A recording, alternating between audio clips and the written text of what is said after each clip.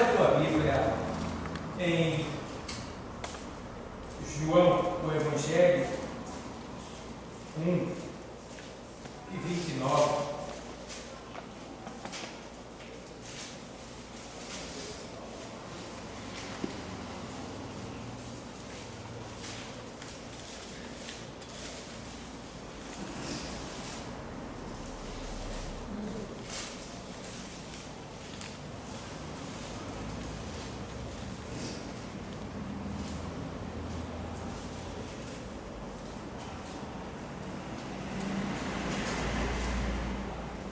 João, Evangelho 1:29.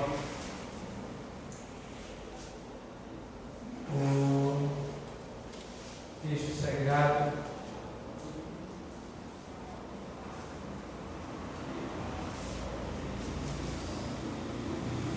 diz assim: o texto sagrado. No dia seguinte, João viu a Jesus, que vinha para ele, e disse: Eis o Cordeiro de Deus que tira o pecado do mundo. Este é aquele do qual eu disse: após mim vem um homem que foi o quê? Antes de mim, porque já era primeiro do que eu. E eu não o conhecia, mas para que ele fosse manifestado a Israel, vim eu, por isso batizando com água.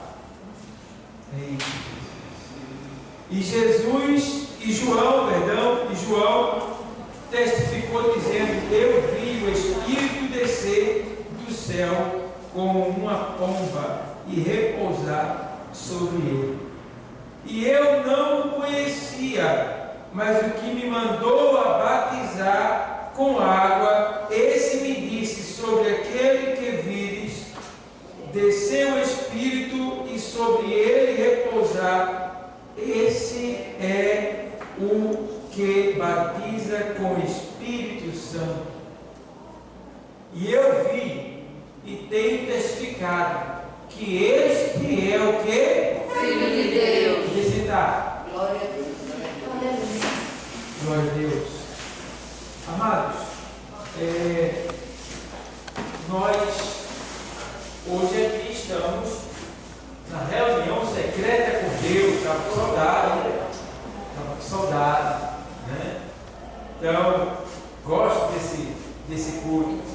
É um culto, ele é um culto extraordinário.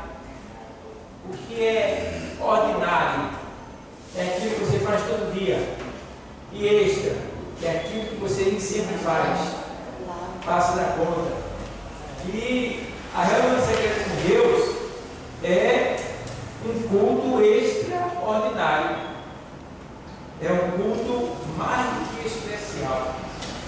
Porque é um culto em que a gente já está dizendo, é reunião secreta. Com quem? Com Deus. Não é com o pastor. Não é com a dirigente. Está entendendo? Não é com o presbítero. Tá? Não é com o presidente. Não é com o anjo. A reunião é com quem? Deus. Eita. Então, a gente vê, a gente vê que a reunião secreta com Deus. E eu estava buscando do Senhor uma palavra para trazer aqui, e encontrei esta palavra, estudei ela um pouco para explicar para os irmãos. Por que Jesus se tornou homem? Por que Jesus se tornou homem? Já pensou? Por que Jesus veio à terra? Vê bem. Então a gente precisa levar em consideração esse ponto. Porque João, no 29, ele diz: no dia seguinte, João viu Jesus que vinha para para ele e disse: Eis o Cordeiro de Deus que tira o quê? Vê bem, pessoal, o Cordeiro de Deus que tira o pecado do mundo. A gente sabe que quando Adão caiu lá no Éden, quando Adão caiu lá no Éden, o Senhor veio ter com eles, né? Veio ter com eles. E para, de certa forma, cobrir o pecado, porque o sangue dos animais não perdoava o pecado, cobria o pecado, certo? Então, o único sangue que perdoa pecado é o sangue de Jesus Cristo, certo? Que nos perdoa de todo o pecado. Então, naquele momento, Deus ali tinha que tomar uma decisão, que era de derramar o primeiro sangue sobre a face da terra. E agora o Senhor vai para cobrir a culpa daquele casal que caiu no pecado. Ele pega um cordeiro e sacrifica, e mata, e derrama o primeiro sangue, né?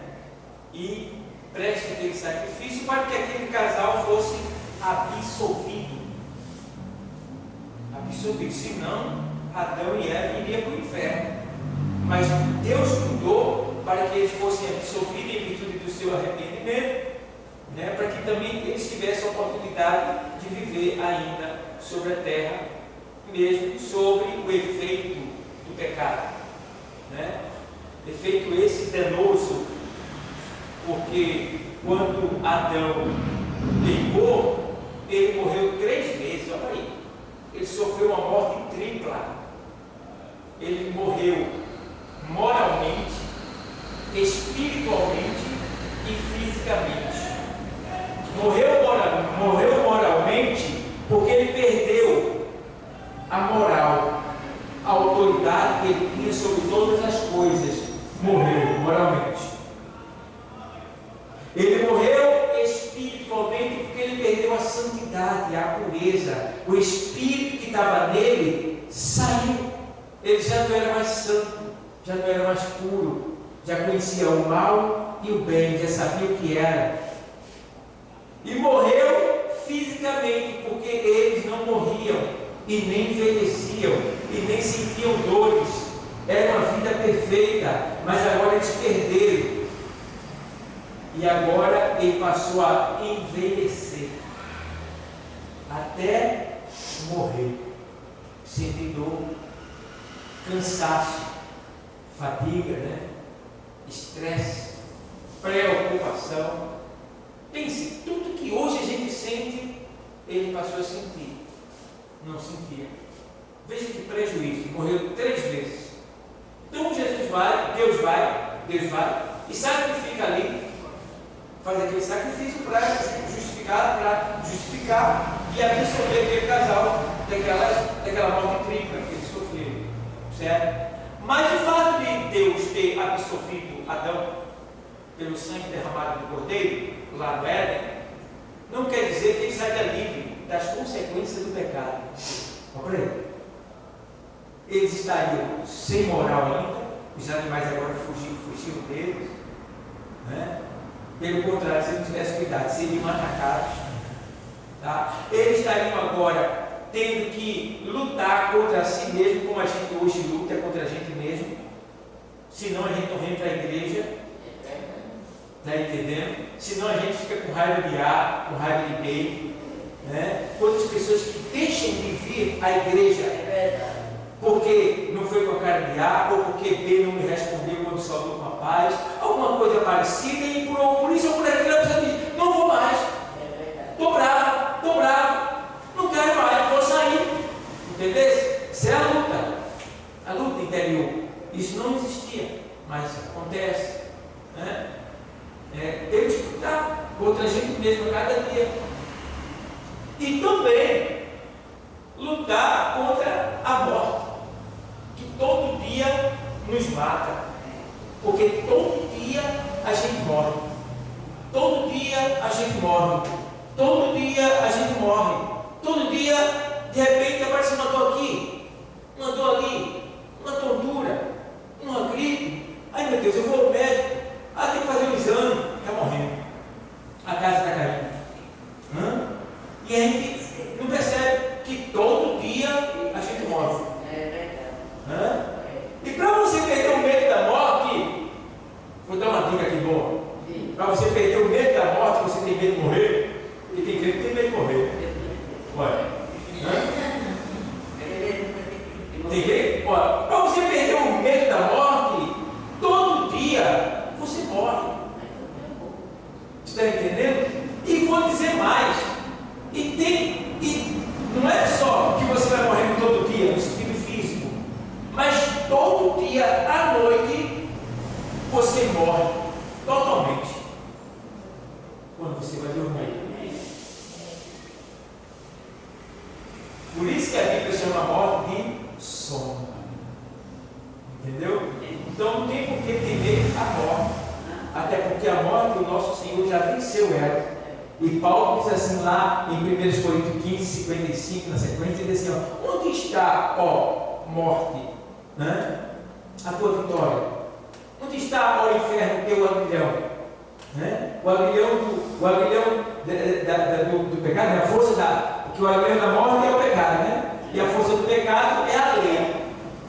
Mas o Senhor venceu a lei e venceu a morte.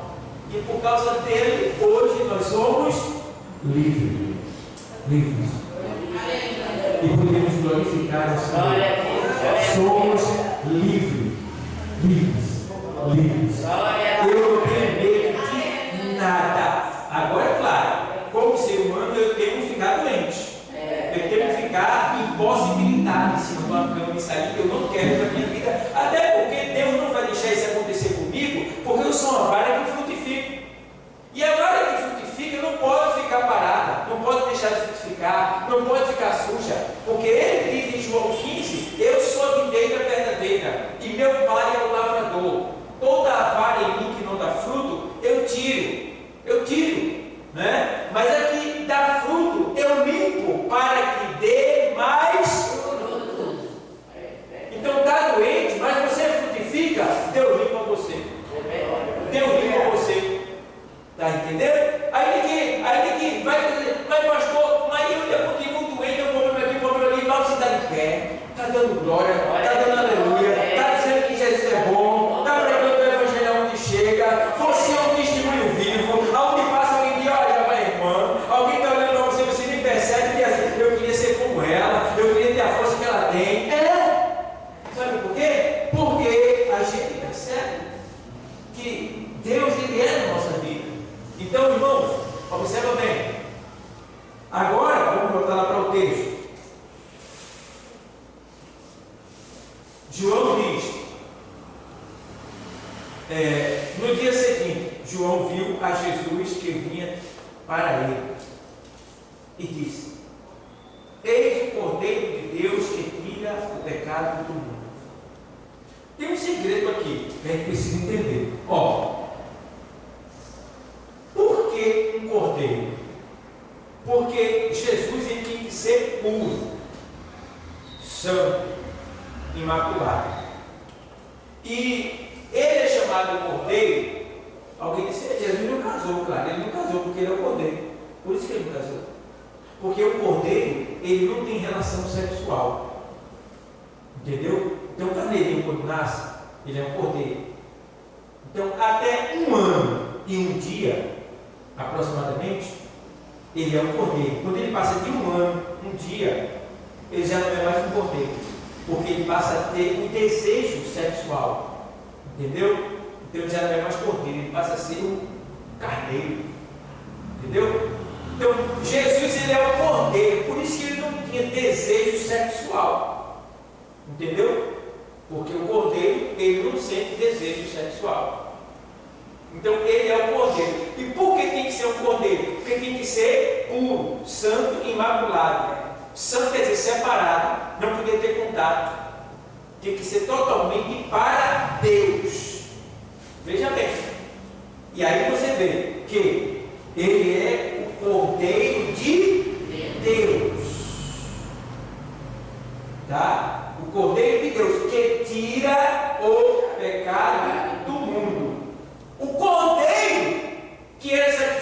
pelos pecadores, né, os carneiros, no caso, que era sacrificado pelos pecadores, não perdoava, cobria o pecado. Mas o Cordeiro de Deus era para tirar o pecado. É diferente. Entendeu? Então, a gente vê que Cordeiro de Deus só existe um. Existe um. E agora vai dizer, esse é o Cordeiro de Deus que tira o pecado do mundo. Então, qual é o propósito de Jesus? Ele vir, né, à terra. Porque Jesus se tornou homem, para que ele, sendo homem, fosse ali o Cordeiro de Deus que tira o pecado do mundo. Ele completou 30 anos, mas continuava ainda sendo o quê? O Cordeiro de Deus. Por quê? Até então ele ainda não tinha tocado em mulher, tá? Ainda não tinha cometido pecado algum. Não que relação seja pecado, a não ser que seja ilícito ou fora do casamento. Né? Mas ele não se envolveu com nada disso, porque ele era exclusivo para Deus, ele era para Deus, ele era o sacrifício de Deus pelo pecado da humanidade. Por isso que ele se dedicou exclusivamente, completamente, inteiramente para Deus. Entendeu? Então agora, essa é uma das razões pela qual o Senhor se tornou homem, é para que ele fosse usado como sacrifício, né, pelo homem. Outro ponto o animal, quando morria pelo pecado do homem, ele não sabia nem por que estava morrendo. E se você fosse perguntar para o animal, você quer morrer pelo pecado de A? Ele ia dizer, não quer nada, ele se cria. Eu fiz nada, né? Eu tenho culpa, né? Mas não, o animal morria. Só que tinha que vir um que morreria de maneira racional. Entendeu? Racional quer dizer, ele ia morrer por vontade própria. Ele ia querer, ele ia desejar morrer. Entende? Então agora seria quem? Jesus. E aí a gente vê que aqui no livro de João 14:9, a gente vê que Jesus ele é a revelação do Pai, né? A gente vê também que ele é Deus. Em João 1:1 ele diz: no princípio era o Verbo, e o Verbo estava com Deus, e o Verbo era Deus. No 29, João vê ele como o Cordeiro de Deus que tira o pecado do mundo. E agora a gente vê ele aqui, em 14:9 de João. Ele é a revelação do Pai. Ou seja, Jesus ele veio revelar o Pai. Jesus veio revelar o Pai. João 14, vamos lá. 14:9. Disse-lhe Jesus: estou há tanto tempo convosco e não me tendes conhecido, Filipe. Quem me vê a mim, vê o quê? O Pai. E como dizes tu, mostra-nos o Pai? O que é que Jesus está dizendo aqui? Que ele também, ele é o próprio Deus. Ele é o próprio Deus. Porque Filipe ele queria ver Deus. Mostra-me o Pai. E aí, naquela hora ele diz: tenho estado há tanto tempo contigo e não tenho me conhecido. Aí precisa entender uma coisa: Jesus ele é Deus porque ele é a palavra de Deus. Entende, pessoal? Não existe três deuses, é um Deus só. Entendeu? Que se a gente vê ele em três formas. Não é que é três deuses, é um Deus só. Veja que muitas vezes ele diz assim: o que eu faço, eu não faço de mim mesmo, mas o Pai que me enviou, esse é que faz as obras. Entende? Então a gente vê por aí. O que acontece mais aqui? Vamos lá. Foi o óbvio que caiu. Então ele diz aqui: o Pai que me enviou, esse me conhece, e é esse que faz as obras. Certo? Então vamos lá. Obrigado. Aí diz aqui assim: tenho estado convosco há tanto tempo e ainda não tens me conhecido. Então a gente precisa ver esse ponto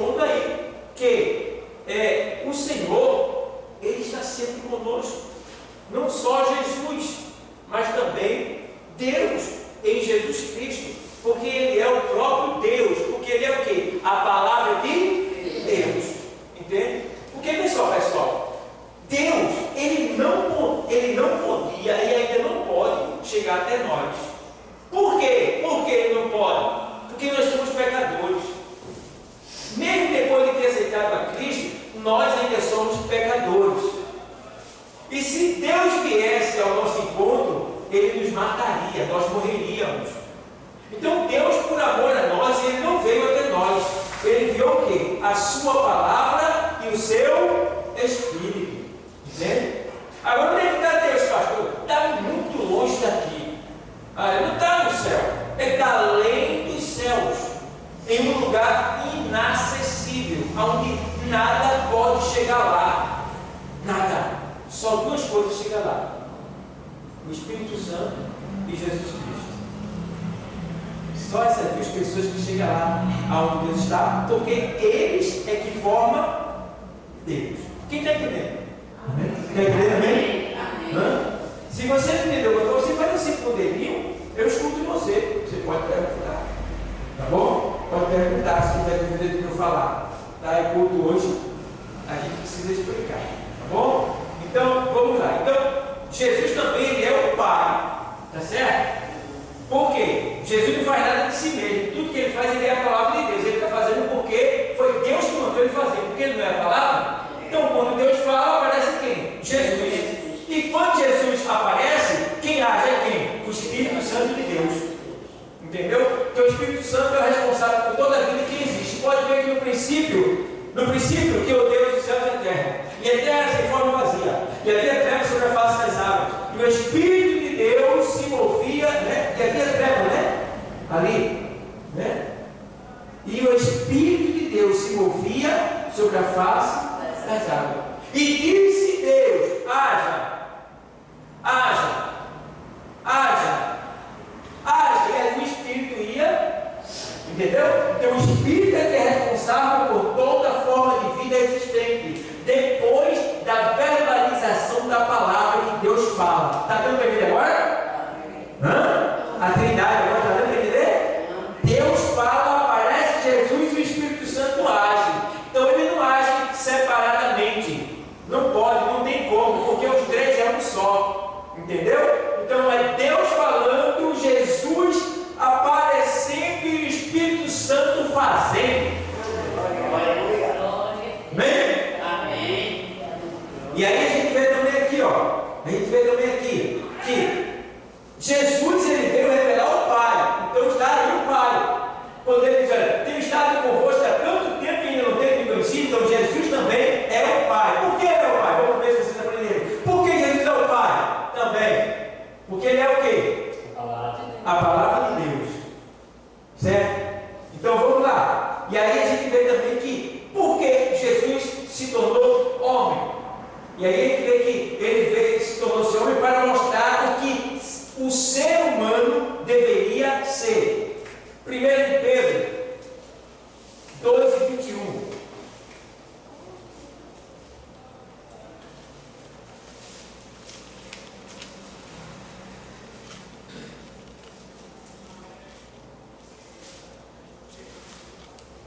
Diz assim o texto, 1 Pedro 2:21. Porque para isto sois chamados, pois também Cristo padeceu por nós, deixando-nos o exemplo para que sigais as suas o quê? Pisadas. Então quer dizer, Jesus padeceu para que nós aprendêssemos com Ele como é que a gente tem que viver. Entendeu? Aí se você observar no texto em cima, ele diz assim, no 18, diz assim, ó, aí no meu lugar: vós servos, sujeitai-vos com todo temor ao Senhor, não somente ao bom, né? Olha, vós servos, sujeitai-vos com todo temor ao Senhor, não somente ao bom e humano, mas também ao mal. Esse Senhor aqui não é o Senhor Deus não, tá? Ao Senhor, no caso, o Senhor dele, né? Aqui está falando dos servos, escravos, né? Hoje, os empregados. Sujeitai-vos ao Senhor, não somente ao bom e humano, mas também ao mal, porque é coisa agradável que alguém, por causa da consciência para com Deus, sofra agravo, padecendo injustamente. Tá bom? Porque que glória será essa se pecando e sofreis. Ou seja, não existe glória quando a gente inquieta as pessoas, abusa das pessoas, reage contra as pessoas. E, por exemplo, eu sou crente, aí alguém me afronta, alguém vem pra cá, aí a pessoa vai e bate em mim, eu sendo crente, e eu apanho. Aí alguém olha assim, bateu no irmão. Mas por que bateu no irmão? Porque também o irmão avisou. O irmão te colocou. Então não há glória nisso. Deus não aparece nessa situação. A culpa é dele. Agora, quando você sofre agravo por simplesmente ser servo de Deus, aí Deus é glorificado nisso. Você ganha com isso. Tá? Porque, no caso, quem ganha não é o que bate. O forte ali não é o que bate. O forte é o que suporta. Quem é mais forte? O que bate ou o que suporta a dor? O que bate não está sentindo nada. Entendeu? Mas o que suporta a dor, ele prova que é forte quando ele suporta a dor e não reage. Não tem vitória, não tem força, não tem poder maior que isso. E é por isso que o povo de Deus, da igreja primitiva, eles eram tidos como pessoas que o imperador não entendia, ficava maluco, porque jogava ele no meio de leão, o leão comendo ele dando glória, aleluia, e cantando hinos e louvores ao Senhor. Olha para aí, diz aí. Então ele não entendia, porque essa glória, né, excedia o entendimento dos homens naquele tempo. Ele não entendia, e aí a gente vê, porque aí ele faz, porque que glória será essa, se pecando sois esbofeteado e sofreis? Então, quando você é crente e sofre porque você estava pecando, então não tem glória nisso aí não. Mas se fazendo bem, sois afligidos e sofreis, isso é agradável, tá vendo? A Deus, porque para isto sois chamados. Olha aí, tem gente que pensa que foi chamado para ser rico, né, irmão? Tem gente que pensa que foi chamado para viver uma vida de bonança, irmão, de prazer, de gozo, de estar sorrindo todo dia, de muito dinheiro, de carro do ano. Deus pode fazer tudo isso na sua vida, mas não foi para isto que Ele nos chamou. Aqui está dizendo que Ele nos chamou para sofrer. Não é que você vai sofrer sentindo dor todo dia. Não é porque o que você está sentindo é Deus que está fazendo você sentir. Não, não tem nada a ver. Mas sofrer no sentido de você ser repudiado, desprezado, humilhado, rejeitado, não é reconhecido, perseguido, por causa da sua fé, por causa do amor que você tem por Cristo. Aí ele faz aqui, porque para isso sois chamados, pois também Cristo padeceu por nós, deixando-nos o quê? O exemplo, para que sigais as suas pisadas. Então, irmão, eu tenho visto esse tudo como diz, irmão, misericórdia. Irmão, pessoas que têm cargo na igreja, cargos que dependem até daquela pessoa, e a pessoa por isso ou por aquilo, por besteira. Mas, irmão, qualquer queixa, olha, eu vou te dizer uma coisa para você aqui. Qualquer queixa que você tiver contra alguém na igreja, em relação a alguma coisa que aconteceu, nenhuma queixa que você tiver justifica você o fato de você sair, deixar, abandonar ou ir embora, ou cair no pecado. Ainda que você esteja certo, você ainda não é justificado. Porque está aqui dizendo, para isso fosse chamado. Está entendendo? Então eu posso dizer, pastor, eu vou embora porque fulano me tratou mal, tal pessoa está me perseguindo. Diante do pastor, tudo bem, ele não vai saber, vai dar conselho tudo, não vai poder segurar você. Mas diante de Deus, ele vai dizer, não corre, não fez nada disso. O que é que tem? Irmã, alguém te perseguiu? Eu não fui perseguido, não? Sim, mas ela está falando mal de mim, o que é que tem? Não falaram mal de mim, mas não? Sim, mas ela disse que eu parece que abre, o que é que tem? O senhor vai dizer como? E aí vai, até o extremo. Para calar mais a boca, ele pode. Aí tu está falando com ele, né? Aí ele pode dizer no final: falta fazer alguma coisa contigo. O que, Senhor? Te matar. Me mataram também? Já mataram tu? Não. Então pronto, está faltando isso ainda. Continua, rapaz. Continua, rapaz. Deixa de ser mole.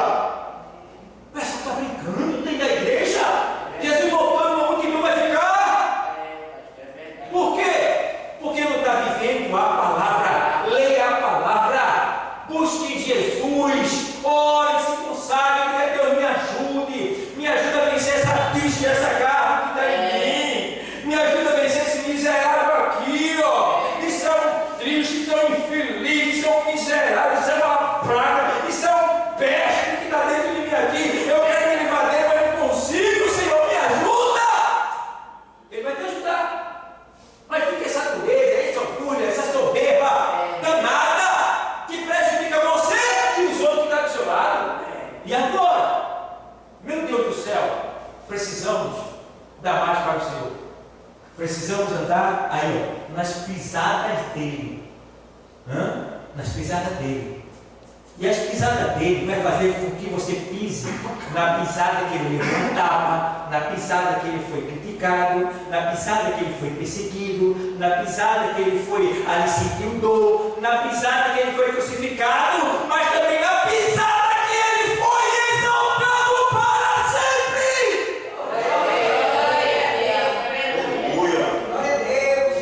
Porque assim como ele morreu, nós morremos nele, mas ele ressuscitou e com ele também nós ressuscitamos. E se ele vai herdar o que o Pai guardou para ele, reservou para ele, também com ele nós herdaremos e reinaremos. Obrigado, Senhor. Obrigado mesmo. Minha alma, pastor. Minha alma, presbítero. Minha alma, presbítero. Dá não. Por que, meu filho? Um cara feio para mim. Vai, filho. Boa viagem para o inferno. Vai. O inferno te aguarda, lindinho. Vai lá. Você vai virar um churrasco muito. Vai. Não é isso que tu quer? Vai, carnudo. Carnuda. Vai. Vai virar uma delícia lá no inferno. Se ele disser isso, muito bom. Poxa, pastor, mas isso é verdade. É realidade. É porque a gente quer fazer a besteira da gente, porque alguém passa a mão na cabeça da gente, ó. Vai, não tem nada não, vai. Não. Não importa o que alguém vai pensar de você, importa o que Jesus. É verdade. Você tem que fazer o que Jesus mandar. Glória a Deus. Porque Jesus se tornou-se homem, rapaz. Porque Jesus, ele se tornou homem. A gente vê, irmão, uma das coisas foi para que, através dele, nós pudéssemos ver o que o ser humano deveria ser e também fazer um sacrifício pelos pecadores. Ou seja, ele é o sacrifício de Deus pelos nossos pecados. Eu gosto que Jesus, quando estava na terra, João 10, 18, ele diz assim: olha, ninguém tira a minha vida.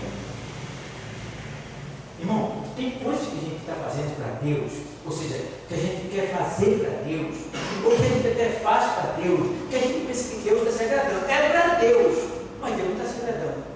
Vou dar 2 exemplos para você. O primeiro exemplo é usar. Davi manda buscar a arca em carro de boi. Quando a arca vem, Uzá é um soldado de primeira qualidade, obediente, temente, fiel. Mas quando o boi passa no buraco, a caçamba vira e a arca vai cair. Uzá, por amor à arca, respeito, foi segurar a arca para ela não cair. Não podia. Quando ele tocou, ele foi fulminado e morreu na hora. Ele estava fazendo algo bom ou algo ruim?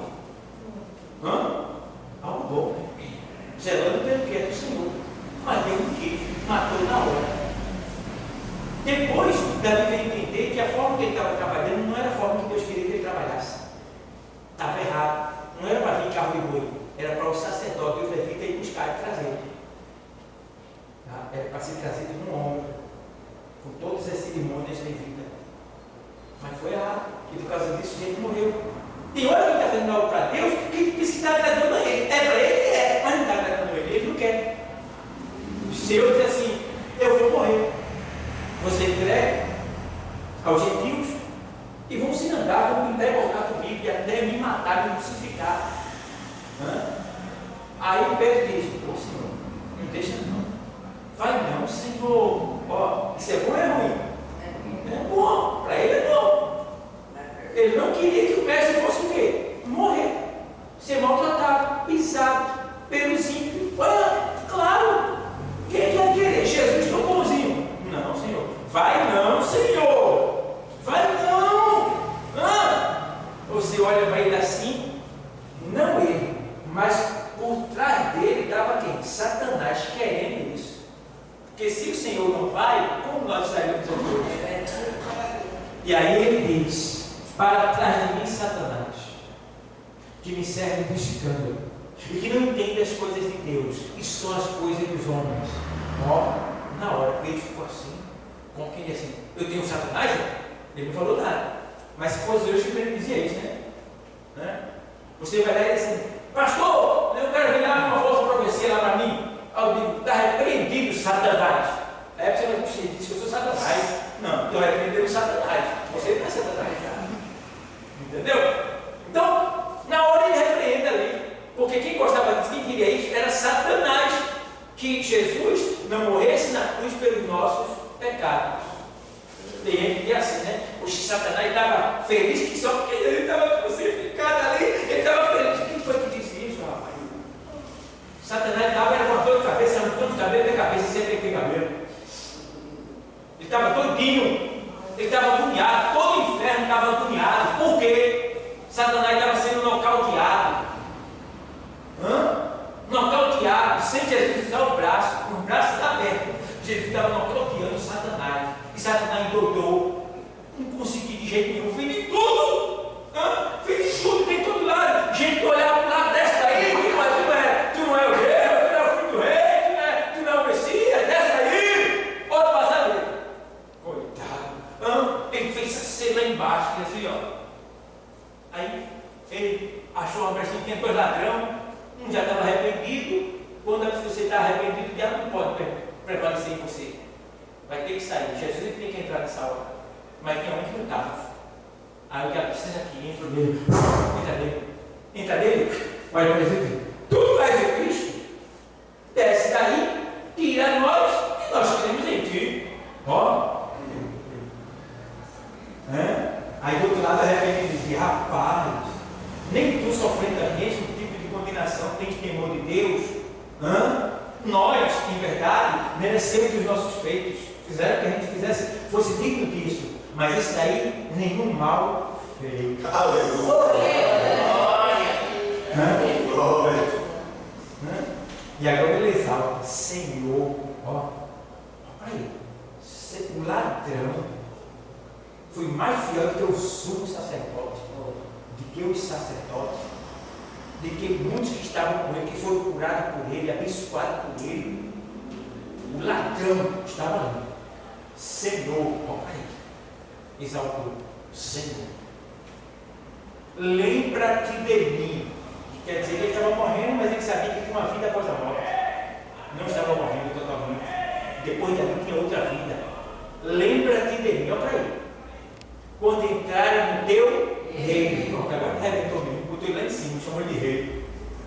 De rei. Lembra-te de mim quando entraram no teu reino. Ué, que ladrão experimente, conhecia a lei, os profetas. Aí, para isso aí, Jesus tinha que amar. Mesmo levando um choque. Ele não podia nem se mexer direito. Mas ele fez uma força terrível. Levou um choque aqui, levou o homem a ser esmagado. Ele ainda vira para cima assim, para olhar para ele. Ele poderia só falar, mas ele tem que olhar, porque ele teria que apontar. Já que ele não podia apontar com a mão, ele teria que apontar com o rosto para quem ele estava falando, né? Porque tem um da esquerda e outro da direita. Aí ele vai e olha para ele com muita dor. De verdade, eu te digo que hoje estarás comigo, Pai.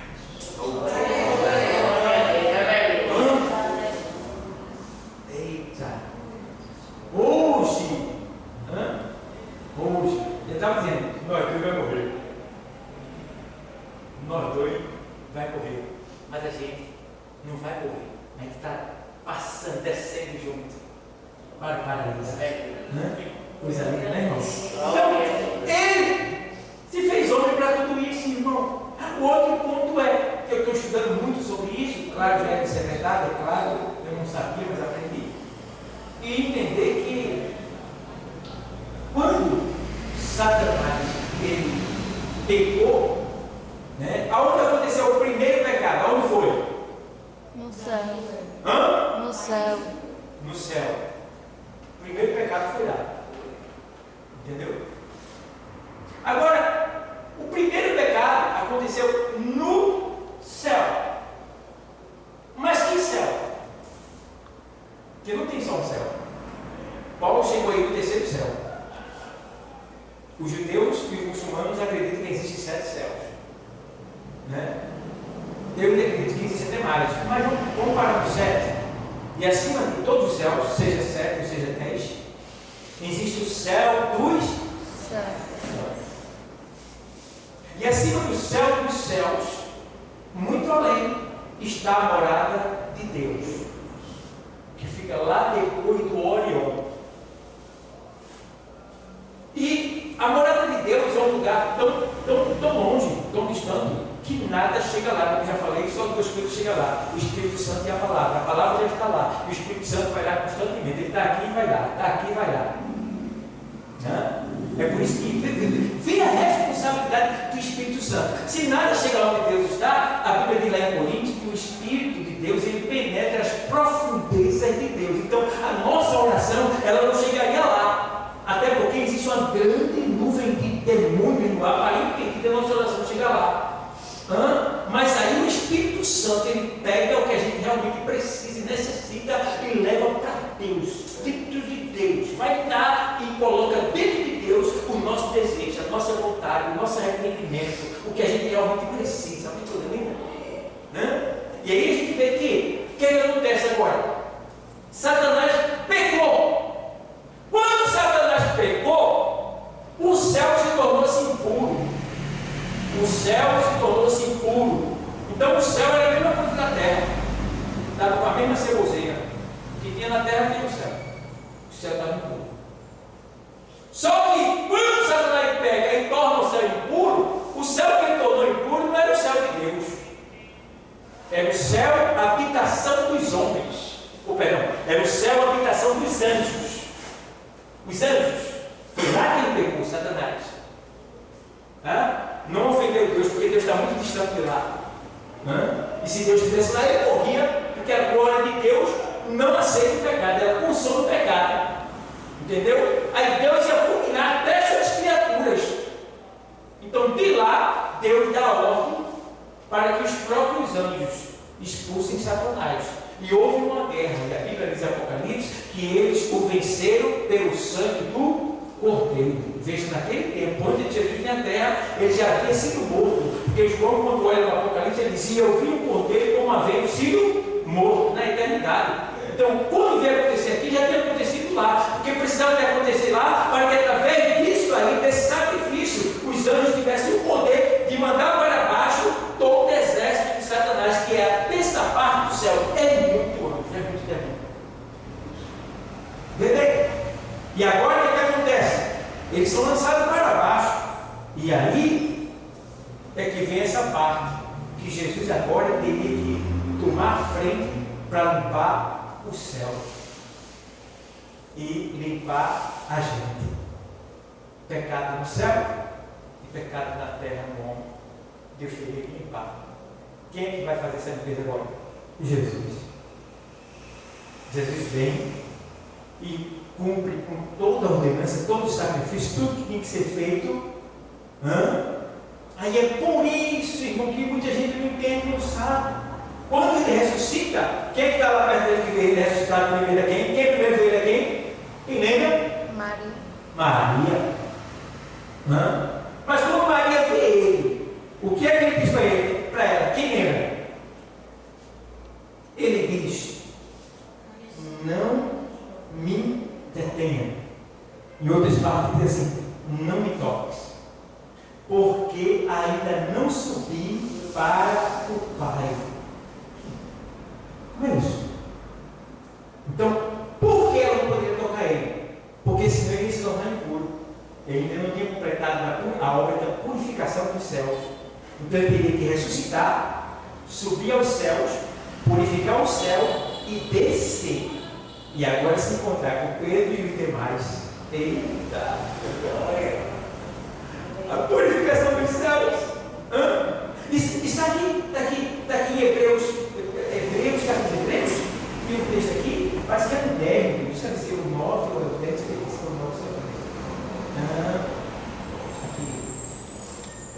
aqui, deixa eu ver se eu acho. Meu Deus, o 9. Aqui, ó. 9:23 de Hebreus diz assim, ó, de sorte que era bem necessário que as figuras das coisas que estão aonde? No céu. Eita. Assim se o quê? Purificassem. Mas as próprias coisas celestiais com sacrifícios melhores do que estes. Porque Cristo não entrou num santuário feito por quê? Por mãos. Ou seja, não foi uma igreja, um templo feito por mãos.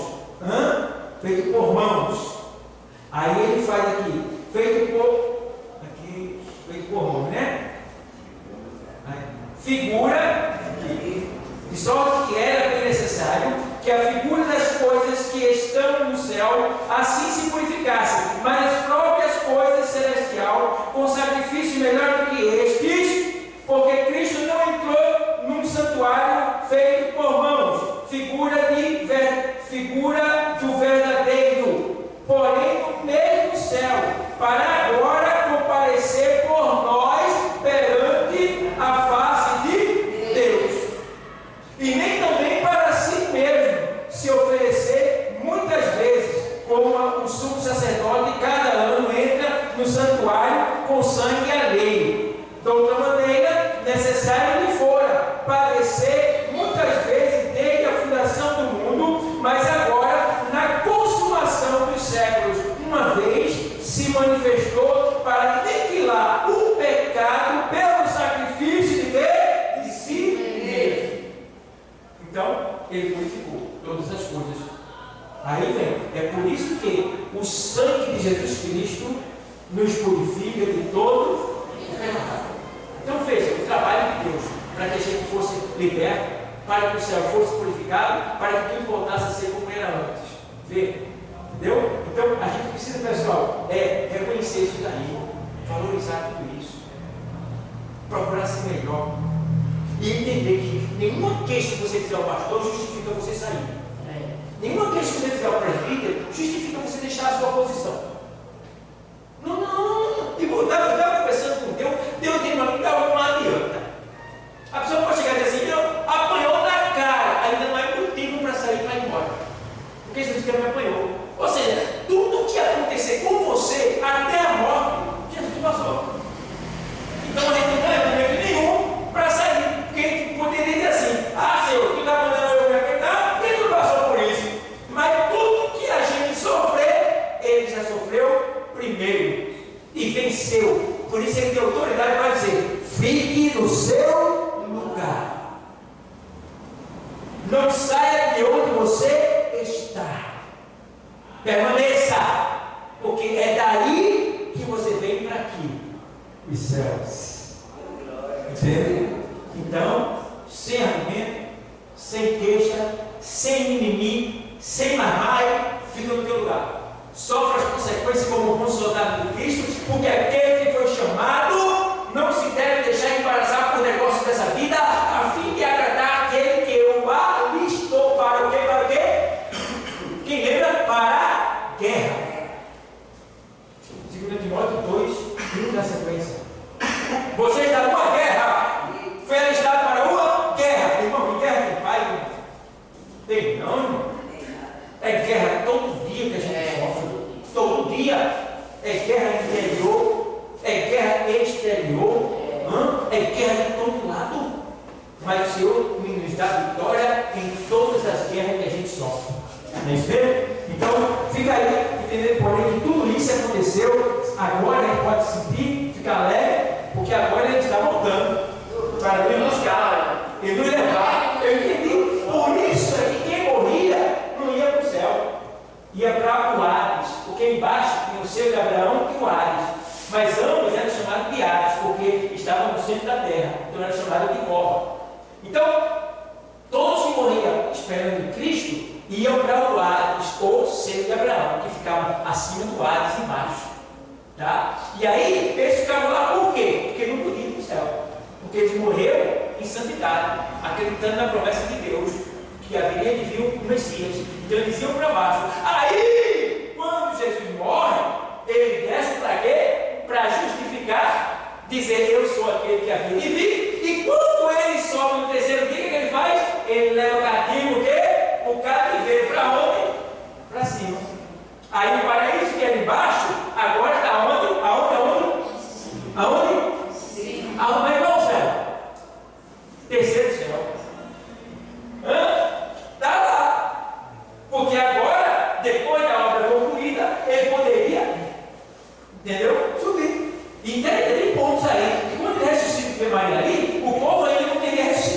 Ele foi primeiro lá, quando ele voltou, que apareceu, aí foi comprovado que ele ressuscitou. Quando foi comprovado que ele ressuscitou, os que tinham morrido recentemente ressuscitaram também e entraram na cidade e voltaram para os seus familiares. E foram vistos por todos. Mas não foi Adão, Abraão, Davi, como o pessoal prega. Não. Foi os que morreram recentemente, que estavam lá na cova ainda. Acordaram e voltaram para os seus familiares. E os que morreram, que estavam no arco, ou seja, no seio de Abraão, embaixo, ele levou cativo tudinho e agora está no terceiro céu, embaixo do trono de Deus. Apocalipse 6 e 9. Estão lá, esperando e pedindo que Deus se apresse em cumprir com a justiça dele e vingar o pecado aqui na terra. Então, glória a Deus por isso, porque Jesus resolveu a bronca, o pecado do homem, a porcaria que Satanás fez lá em cima. Tudo foi resolvido, tudo foi purificado, toda impureza foi limpa, foi tirada. E hoje nós temos agora um sumo sacerdote que se compadece de nós, que é puro, perfeito, imaculado, que pode nos justificar, porque tudo que ele sente, ele também sentiu.